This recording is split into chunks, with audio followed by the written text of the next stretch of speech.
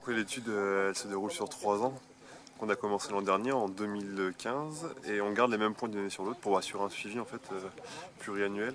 Certains points étaient très difficiles d'accès, très invasants, s'invasaient facilement jusqu'à la taille et du coup pour pouvoir y accéder plus facilement et pour réduire la pénibilité des agents, on a décidé de passer par le mode de l'aéroglisseur.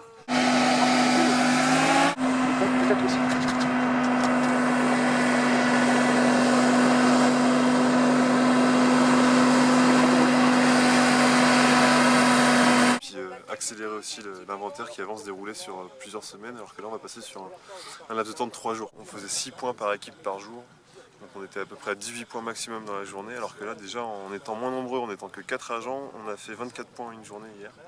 Donc clairement le rythme est différent et on va clairement plus vite. Vive Armor est pilote de l'étude. Nous, on prélève les coques, ensuite on les mesure une par une et on fait un prélèvement d'une coque à peu près par station pour avoir un échantillon représentatif. Là on leur envoie et eux vont faire une étude de biomasse, pareil, un peu le même principe que pour les palourdes. Et on aura en gros une modélisation.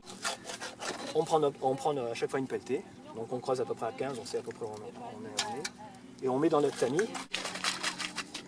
Là on n'a que de la palourde pour l'instant.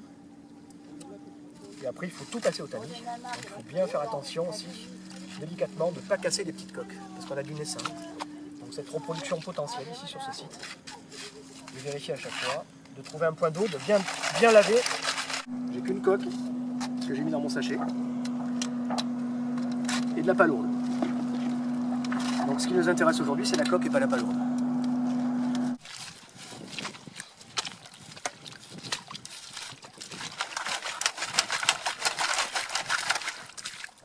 Donc on a de la petite coque, ce qui laisse supposer la tête de un essaim.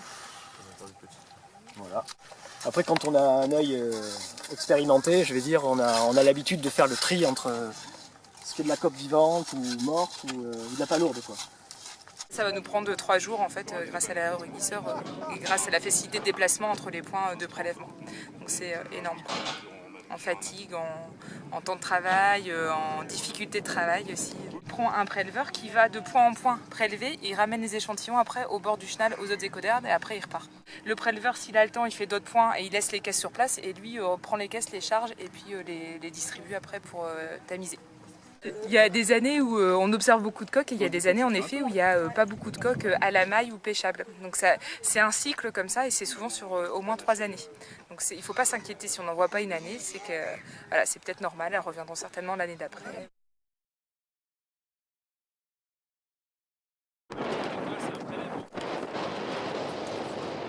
Tous les 100 mètres, en fait, on est assez en quantité, ça nous permet d'avoir une vision objective sur l'ensemble du fait. Heureusement qu'on pêche pas comme ça parce qu'on passerait du temps. On ratisse vraiment tout là. Ah ouais, là on va bien voir ce qu'il y a. Ouais. Voilà, sur le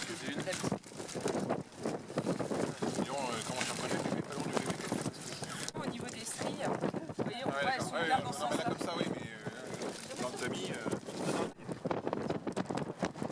Et c'est vraiment sur les tout petits naissins qui font 2 ou 3 mm où on a un peu plus de mal, donc on prélève et puis on regarde, on vérifie après si c'est pas lourd ou coque au bureau, c'est plus facile. Tu vois, c'est pas lourd. C'est un dessin. Voilà. Dedans on a vraiment toutes les tailles.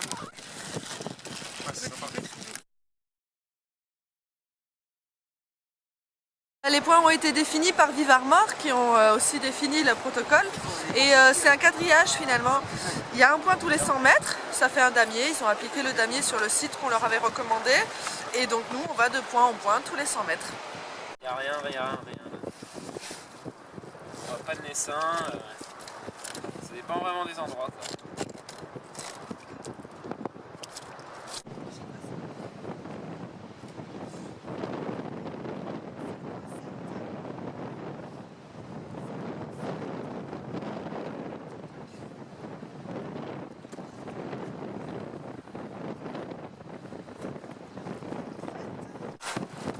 Il n'y aura pas grand-chose.